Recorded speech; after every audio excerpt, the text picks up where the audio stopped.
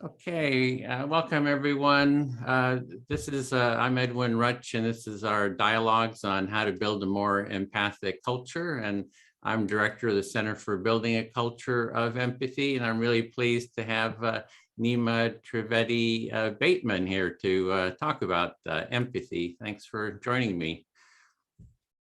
Good to be here. Hello.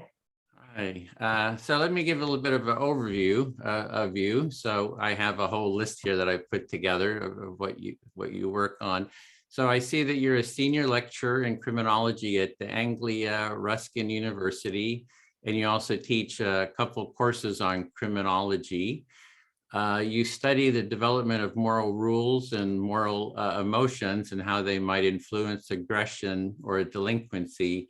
And your PhD thesis was the roles of empathy, shame, guilt, and violence decision-making. Is that correct? Yeah, so you're focusing on the empathy, which is my interest. And I've seen that you've written 2 papers, probably maybe more, on the topic of empathy. So the first one was the optimal application of empathy interventions to reduce antisocial behavior and crime. And that's a review of the literature on that topic and the findings in the literature. And another paper was, does empathy attenuate the criminogenic effect of low self-control late in life? Is that, by way of introduction, is there more you'd like to add? I think the only thing I would add is that I'm currently at quite an exciting phase with my research, which is that I've been awarded some funding to actually implement a morality strengthening program for young people. And as part of that program, we're including an empathy strand where we are attempting to address strengthening, recognizing empathy and other emotion, and how that might play into reducing antisocial behavior and crime. So that study is currently being developed, the methodology is being developed, and it will be launched next year, around sort of springtime next year. So that's the only thing to add there. That's the where I'm heading with this research. Okay, well, that sounds very exciting to get some funding for that.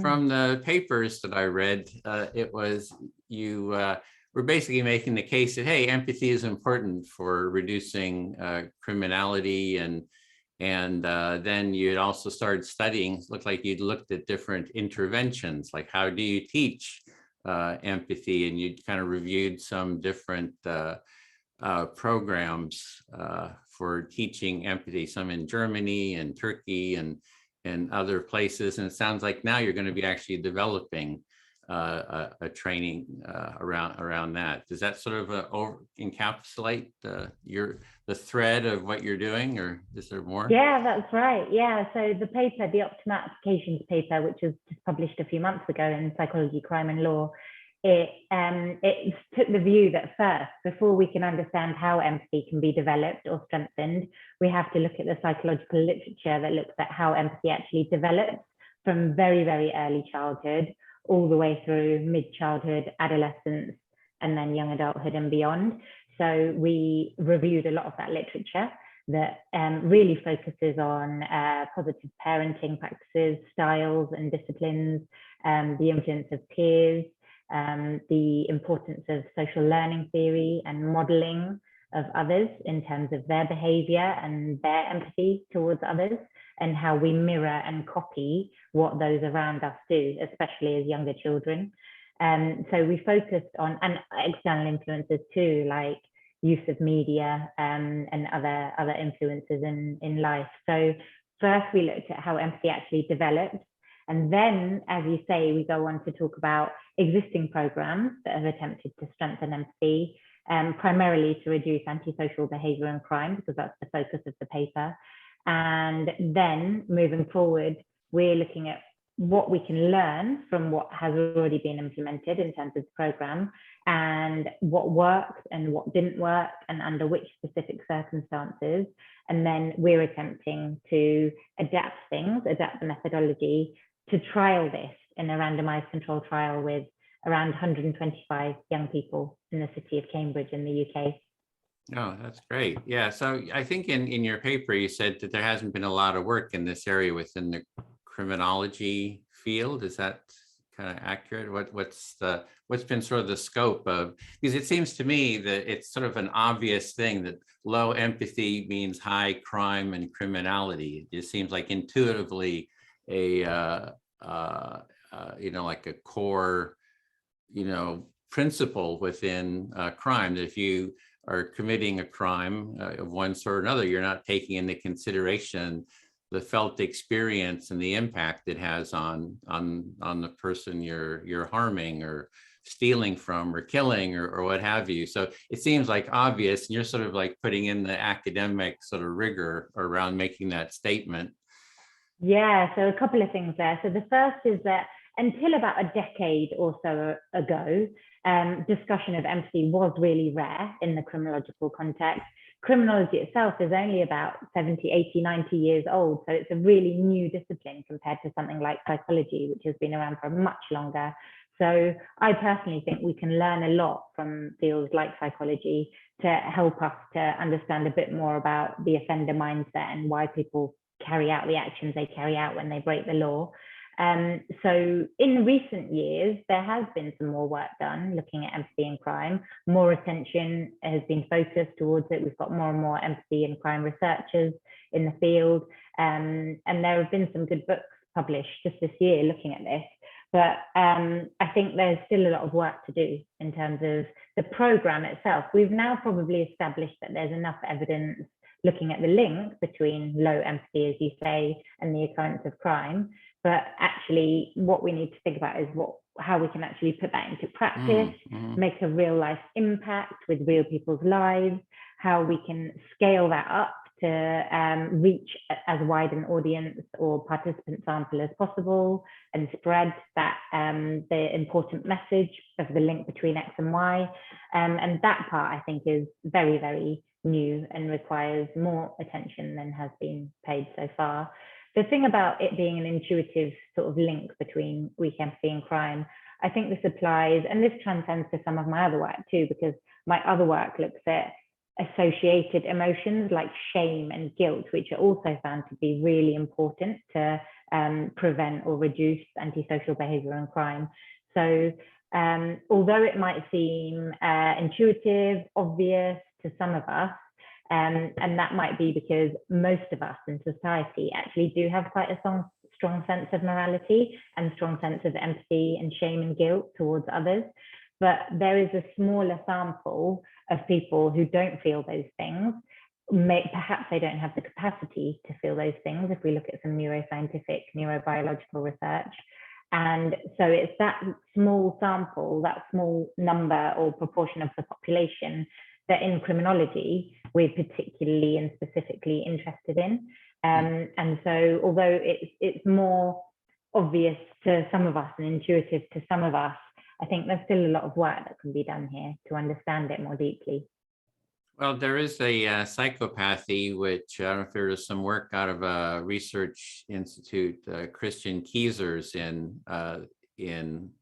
Holland, where he studied like I think 20 psychopaths to see, he actually put them to fMRIs, for example, and the notion there was if psychopaths don't have empathy, and is that sort of an inherent quality, just a biological quality. And his findings were that psychopaths by default have the empathy turned off, but they were capable of actually turning it on. So when you say a small minority, you're kind of moving towards that as maybe the extreme of that small minority. Does that make sense? Or yeah, this is interesting. The psychopathy research is interesting. And I have seen some research that I covered in my PhD that you mentioned earlier that explores using fMRI tools and other similar tools that actually some individuals who are diagnosed with psychopathy actually have a reduced capacity to function in their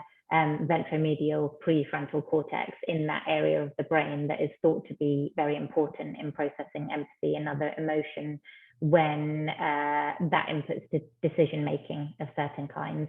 So some of that research is really, really interesting, and definitely gives us some avenues to explore a bit more further. The issue, I think, when it comes to crime is that not all offenders that we work with are necessarily screened for psychopathy, given the psychometric questionnaires to complete with, official diagnoses and so on. But we still anticipate, and we still find from the research evidence, that there is this group of people, whether they would be diagnosed as psychopathic or not, who just don't feel, they report that they don't feel empathy towards others. They don't think about how the other person might be feeling, or they don't identify their predicament or their viewpoint when it comes to an offender victim scenario. And we find that overwhelmingly with qualitative measures, with detailed discussions and interviews, as well as with quantitative measures as well. So there's a really compelling, I feel, body of evidence that indicates that the link is there. And it's what we do with that information next as academics and practitioners in this field that I think is really exciting. Well, I find it exciting that you're wanting to develop interventions and processes in a program, because that's really what I'm interested in too at the Center for Building a Culture of Empathy, is how do we raise the level of empathy within society? And I'm just coming from the position or the premise that if we raise the level of empathy throughout society, it'll just contribute to greater well-being. And it sounds like that's sort of what your premise within the criminology field is if we can create interventions that raise the level of empathy, it's going to contribute to greater well-being. So I guess it's like, what are those interventions that what's sort of the idea around interventions for creating, nurturing more empathy that you've come up with or seen that are effective? Yeah, so before I answer that, I'll say I completely agree. I think improving or strengthening empathy will have a general effect of improving well-being, and will also, I feel, and evidence shows, be related to better relationships, interpersonal relationships with others. All of those things are tied up together. And I think having good relationships with others, whether it may be friends, family, colleagues, or strangers, is productive in terms of following the law-abiding behaviour, and building communities, and generally achieving that kind of cohesion in society. So I think that's great. In terms of interventions, the program is still under development. We have until March to launch it, but we do have some good ideas. So thinking back to that paper, the optimal conditions paper that I published a few months ago, we identified some really important characteristics, and this was all evidence-led based on existing studies. So to name a few of them, one was that the program must be tailored to the baseline empathy measure. So the first thing we will do in our program is we will administer a scale, an empathy scale, to assess what the baseline pre-existing measure of empathy is. And we will tailor the exercises accordingly. So we will split people into weaker empathy groups and stronger empathy groups, and we will tailor the content according to the need, basically, to the participant need. And I think that's really important, because one of the things that we anticipate will happen here is that those who buy into the idea and who are open to receiving this sort of training, or we're still thinking about the correct terminology for this kind of program, but those who buy into it and are interested and are open to thinking about things in different ways to those that they already have been, for example, when they're in a conflict situation or provoking situation, we feel that this program will be much more effective for those people, because they're open to the idea.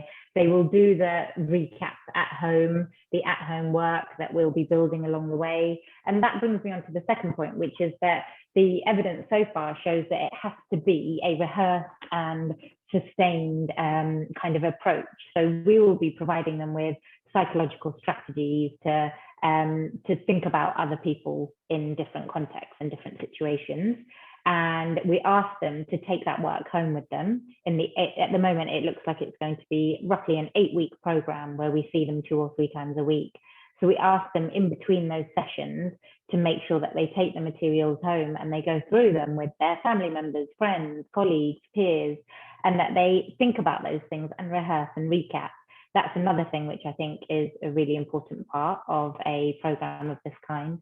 And I think we just have to make sure that we're being responsive to how participants are finding the program as we go along. So for that reason, we're going to maintain a degree of flexibility as we go through the program, because we want them to be part of the process of building the empathy and thinking about the strategies, rather than academics sat in an office completely disengaged from what happens in real life and these young people's lives, who are dictating that young people should feel a certain way and should think that a certain way of acting is the way to act. So we're going to maintain a degree of flexibility. Those, I think, are some of the core principles that we've identified so far. So what I'm hearing there is that you want to really identify the person who they are and sort of tailor something towards specific groups. And then also that the program is something they can take home with them too. So take further, as well as maybe a bit of a design process where it's maybe an iterative design of developing the program. Is that sort of a capture it? Yeah, I think so, absolutely. And we have an idea of kind of creating sort of moral ambassadors within the program. The reason I'm referring to morality and moral is because the program name is Morality Strengthening Program, and empathy is one of the strands, along with shame and guilt, peer resistance, and a few other things. So we will try and hold a big workshop with our main findings towards the end. This will be a 2-year program. We will follow up. One of the things I think is really important, that some of these programs have been found to have short-term successes in improving empathy, relationships with others, reductions in antisocial behaviour and crime. But when it comes to longer term, post-program, the effects can wear off. And I think that's really concerning, because a huge amount of resource, time and economic resource will be wasted if there are only short-term effects of these programs. So we're going to follow up. We hope we can follow up to 18 months post-program to see whether those changes are still in effect, if there are any changes, that is. So, sorry, remind me of your question. You were asking me if that was a recap. Yeah, I think. Yeah, if I kind of got it, and I heard you're sort of adding to it, saying that you want something that's durable, that kind of lasts, and that part of the way to make it last is to have follow-up periods to make sure that it lasts. Well, when we first started, before we started recording, you'd asked, about my work, that you would, just said, maybe I can talk about that. So maybe I can add something to, I've been working on the topic of empathy for, I don't know, maybe 14 years now. So, I kind of got interested and was making documentaries about different human values, came across the value of empathy and said, wow, this is really central core to just human well-being, and, really sort of resonated with me. So since then, I've been working quite intensely on empathy. How do we create a more empathic society? Have, just a lot of different projects, social community. And I have found that the work that I've been doing has been based on the work of Carl Rogers. Really is sort of a core foundational practice. And as you probably know, Carl Rogers is considered one of the, 2 or 3 top clinical psychologists, in history. And his approach was to do what he called empathic listening within the client-therapist relationship. So he would offer listening. The clients would come in and he would just listen using empathic listening or reflective listening or active listening. There's different terms for it. And he really kind of laid out the benefits of that, how effective just listening to people, having that sense of connection, that they feel a sense of connection and understanding, how it diminishes, sense of loneliness and fosters creativity and growth. So, but it was within the client-therapist relationship. And so I'm kind of focused on, and the center is focused on, is what we call empathy circles, which is using mutual empathic listening. So we have small groups of 4 people, and then we use empathic listening with each other, where one person speaks, when we have a topic, they speak to someone, and that person does the empathic listening like a therapist would in that Rogerian, process, until that speaker feels heard to their satisfaction. And then the listener becomes the speaker, and they speak to someone else and who reflects back, and then that person becomes the speaker. So it's a structured dialogue process where whatever comes at you, it can be judgment or it can be whatever, is reflected back to the person speaking so that they feel heard, seen, and acknowledged. And so it's the goal is for the speaker to feel heard and understood. And this is also having, if you look into so that's for client therapists, there's tons of research that's one of the most effective, core part of the whole therapeutic process, and all kinds of work on the effectiveness of that. But also, if you look into mediation, you see that that's the core of mediation. If you ever done any sort of conflict mediation, it's you bring the parties together, you empathically listen to the parties, and you try to get them to empathically listen to each other and have an empathic dialogue to work out their differences. And so that core practice is sort of what we're focusing on. And I think it's different. Currently, I saw you mentioned, debates, mindfulness and structured community as sort of concepts for training empathy. And in debate, it tends to be, it's sort of a battle, right? Debates are sort of a battle, who's going to win. Whereas the empathic listening is about understanding. So it's a little bit different structured. In terms of mindfulness, is very focused on withdrawing, sitting in, meditation, self-connection, whereas this is sort of a mutual mindfulness, a sense of developing presence with others. So anyway, that's sort of the framework. So I don't know, have you looked at the active listening, the empathic listening process?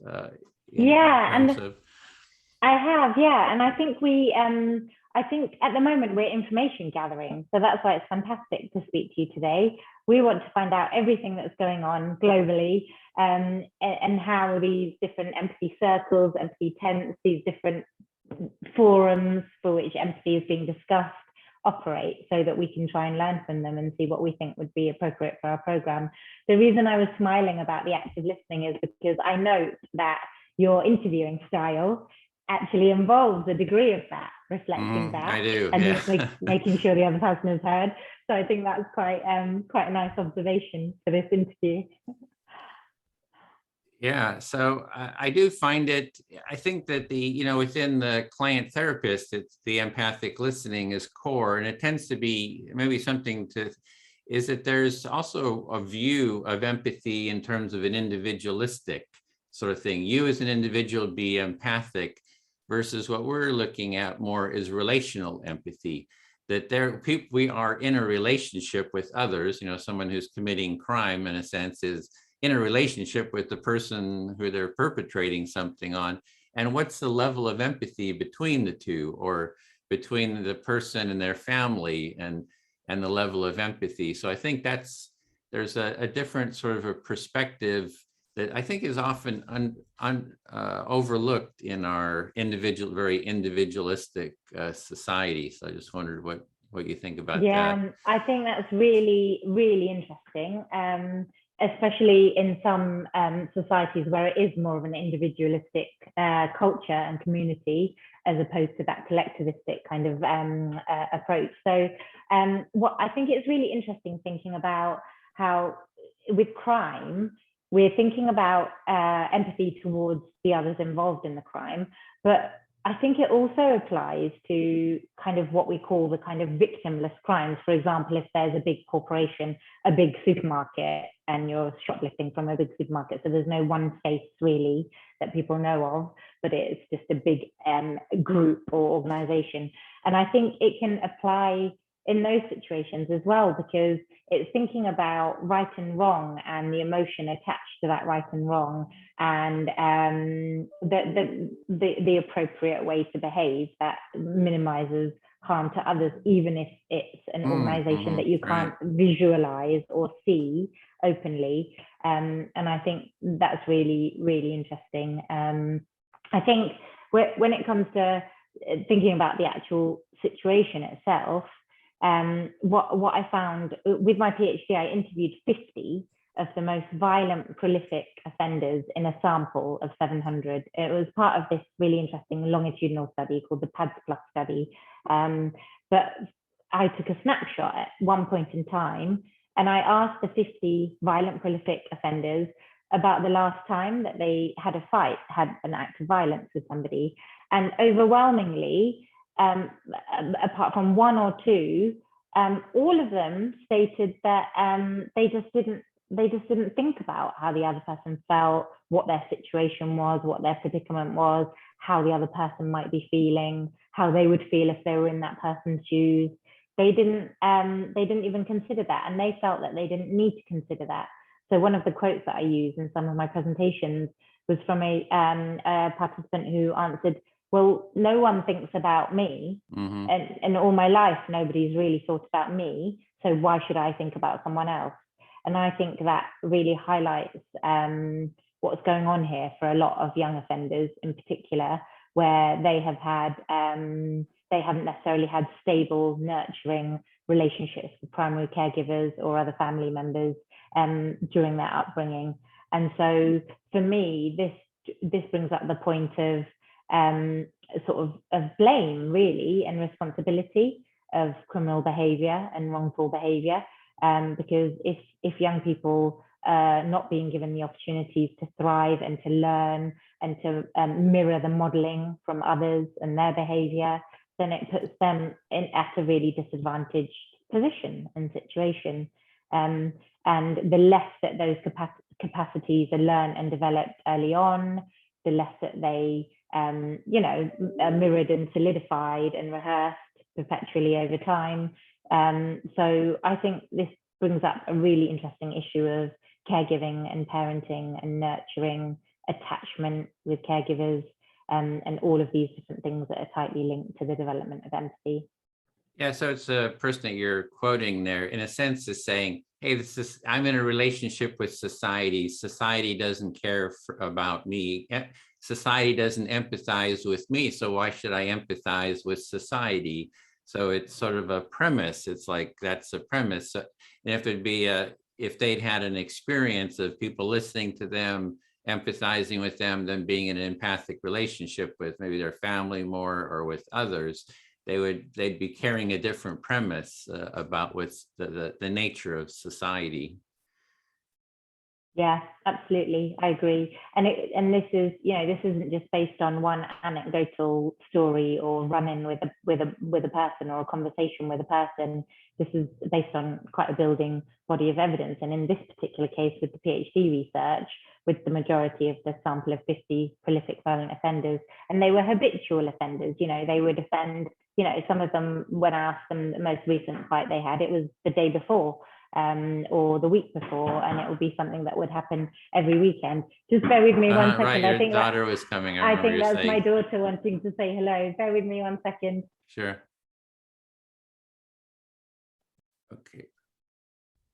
Okay, so following up, so I'd be really interested in talking more about how to use empathy circles in your program, because I think that for the people that you interviewed, it'd be interesting to see what would happen if they would take part in empathy circles with others. Because I see the practice, it's a simple practice, which means it's very scalable. So we hold empathy circles, online or in person.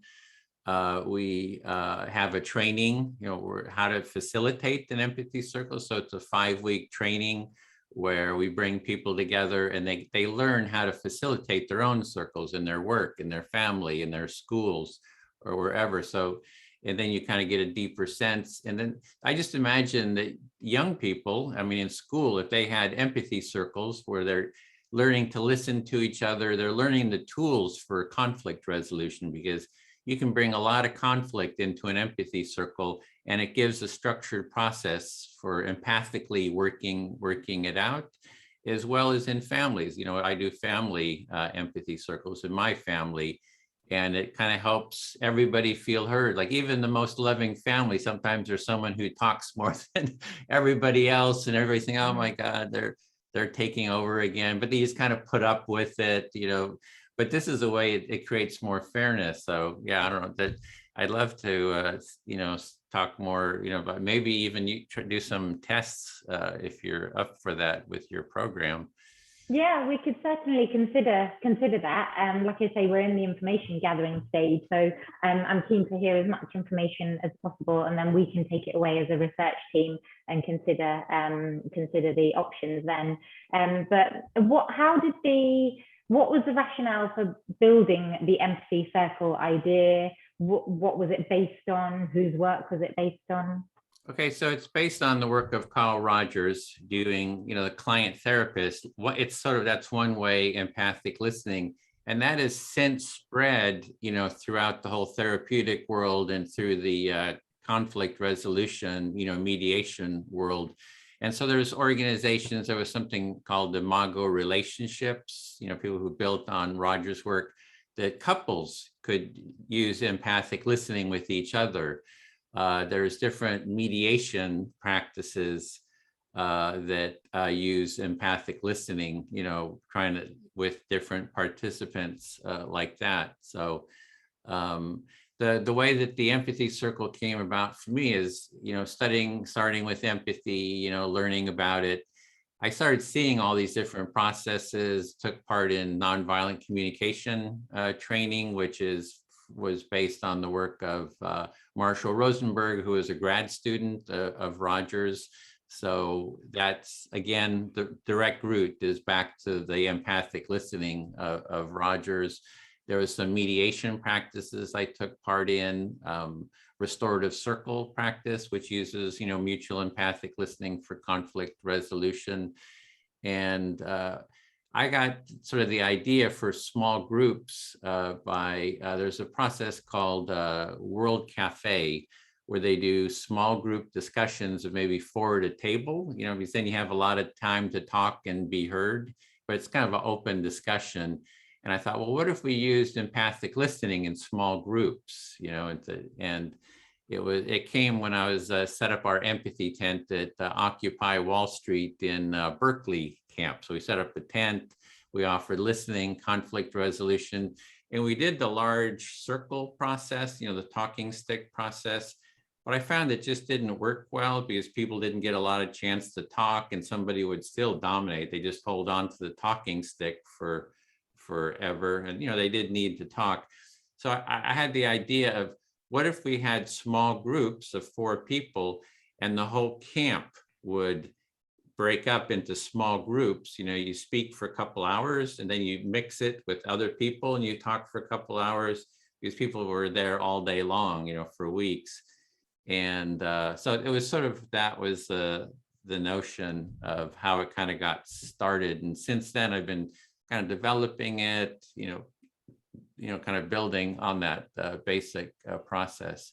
So there hasn't been a whole lot of work on the relational empathy part. I know Tanya Singer, who's out of Germany, you know, she was very much into the mindfulness, empathy, mindfulness, but her recent studies, I did an interview with her, and she has found that it was the listening dialogues, dyadic dialogues, that were the most effective in terms of anxiety reduction and carried on the longest. So I think even better than, you know, sort of meditation or mindfulness. So there isn't a lot of work, and I think that's sort of a space for more work about the relational empathy part. Well, that was my next question. Do you know of any research that explores the utility of using these empathy circles and assesses their effectiveness for participants? I don't. There was one paper from someone who in Germany was a grad student, had written something,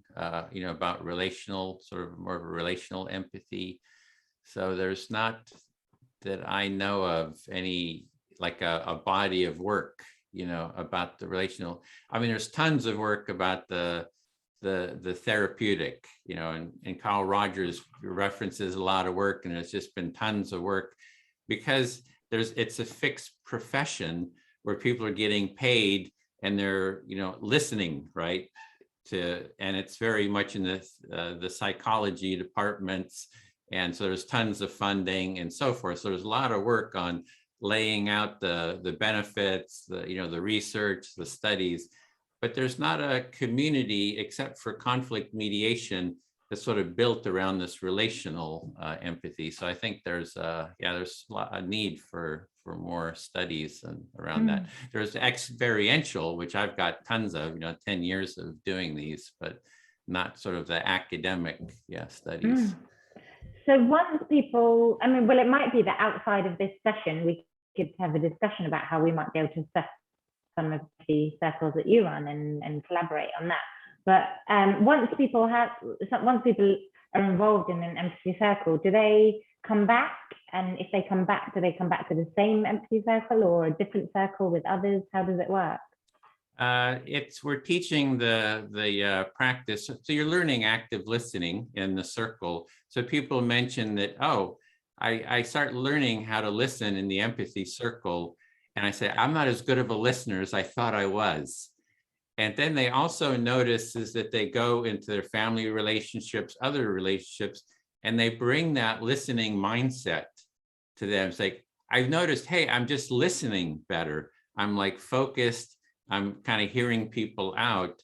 So it sort of carries forward like that, as well as we have the tools which they can create their own family empathy circles, or people are doing it in their workplaces. There's different movements like the Extinction Rebellion. If you're familiar with them, they're in the out of the UK. They're I've done a lot of work with Extinction Rebellion that so it's kind of spread throughout Extinction Rebellion. Just people learn the practice and they just hold their own circles in France or Norway or the UK or Australia or wherever. They just do it on their own, and they have sort of the tools for how to structure and hold the empathy circle. So you kind of learn it, you learn the practice, and hopefully sort of spread it around. It's a nice idea to think that it starts with one experience and then it can spread to lots of people as it extends its reach. Do they pay a fee to attend the for the initial meeting? Yeah, we offer it free of charge. So we have every week we have intro empathy cafe. So we have one every Saturday. So you're welcome to come and check it out. It's free. And then we have the 5-week training, which is just by donation. So we're trying to make it very accessible. So it's very scalable because you can learn how to facilitate an empathy circle, and then you just go and facilitate it yourself. And you have sort of the tools and support to facilitate it. And then the training is a 5-week training where people take it multiple times. The first time they take it as a participant, then they take it as a trainee. So they're learning how to train others. And you take it several times to the point where you become a trainer of it. And you can train others. So we've been doing it for a bit over a year, I think. And so it's just starting to sort of scale up. And I think it's very reproducible. So like, how could you could do it with the people you're working with, the community, teach them how to do it, take part in an empathy circle, how to facilitate one, and then they can take it home or they can take it with their friends. So I think it could be very scalable. It sounds really interesting. Yeah, I'd like to find out more. It would be really interesting. It may be that we can send one of our research assistants in our team along to have a go and report back to us to tell us what they think. Yeah, that'd be great. Yeah, and learn how to maybe hold some. We'd love to work with you on that. So what is the thing that you're most excited about in terms of interventions? What is there?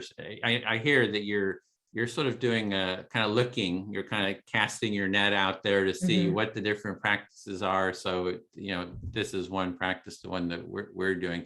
What has sort of excited you so far in terms of practices for empathy building? So we have I think, well, at the moment we're considering putting in short mindfulness sessions as a sort of, almost as a sort of precursor to the empathy content. And that's because I think the mindfulness can, for some people that have never tried it before, or just don't routinely reflect on their emotions or their feelings as the days go on.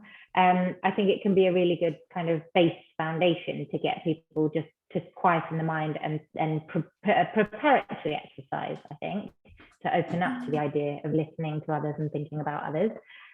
So that's one thing that we're considering putting in there. When it comes to empathy, I think we are considering some scenarios, hypothetical scenarios, in a lifelike, a realistic scenario that they may find themselves in daily life.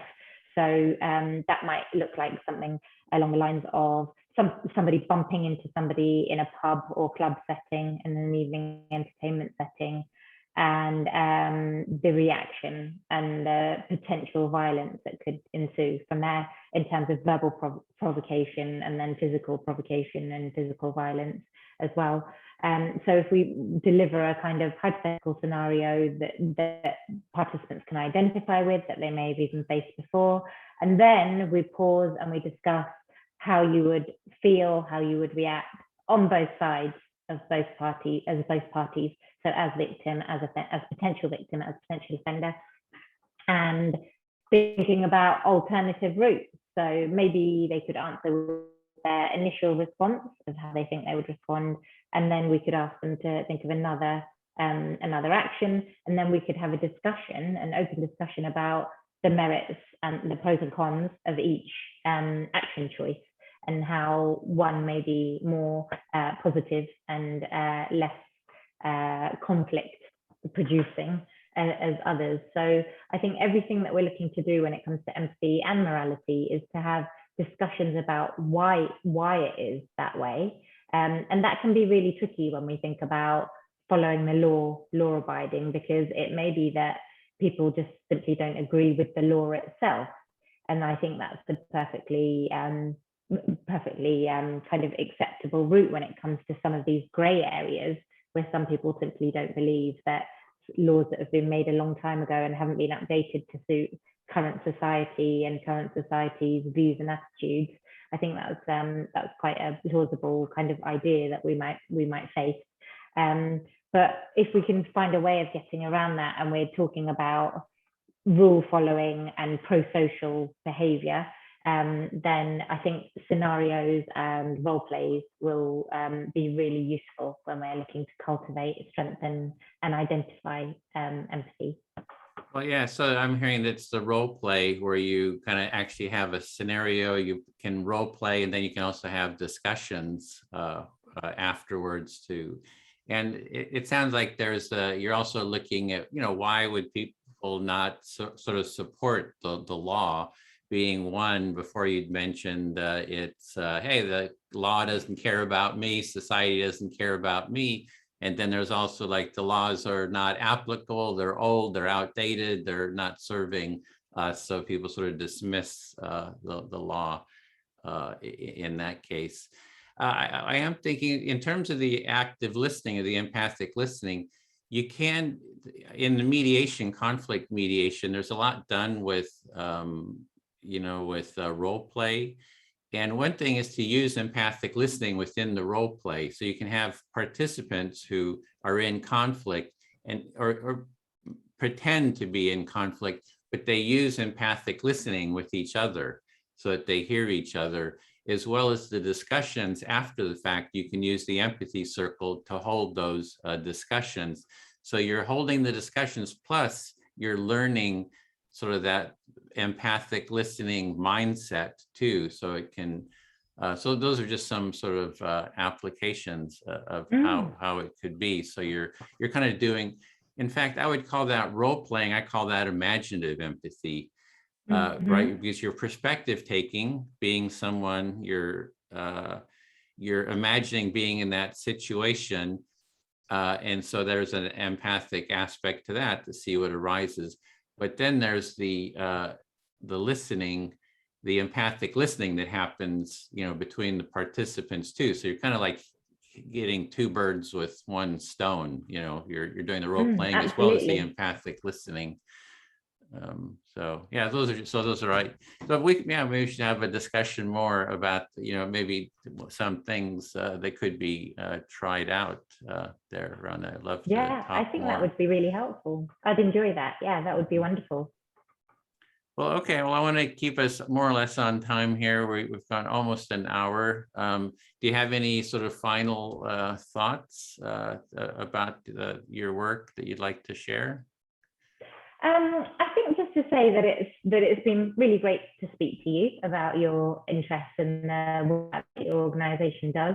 I think I will certainly take away some of the things that we've discussed and consider them, not only just for the programme, but thinking about how my work is framed more generally. So I appreciate the discussion. It's been really fruitful and interesting, and I hope that we can stay in touch and share more ideas in the future. Yeah, that would be great. I'm really thrilled that you're doing this work, because I think it's very much needed to bring empathy in the whole criminal justice and in that whole area, to bring empathy for all the participants, all the stakeholders, that the police get empathy to be heard, that the victims, the perpetrators, that there's sort of a more empathic sort of approach versus the punitive approach, which tends to be the current model, is very punitive. And I think that the work that you're doing is bringing in that empathic way of addressing the social ills and just fostering social well-being. So very excited about your work. Great, thank you very much. Okay, well, I'll send you an email when this is up online, and we can follow up with the empathy circles, etc. Wonderful. Yeah, please do let me know when you've got the video up online, and we can arrange another meeting and talk again another time. Excellent. Okay, bye, Neema. Thanks. Brilliant. Thanks, Edwin.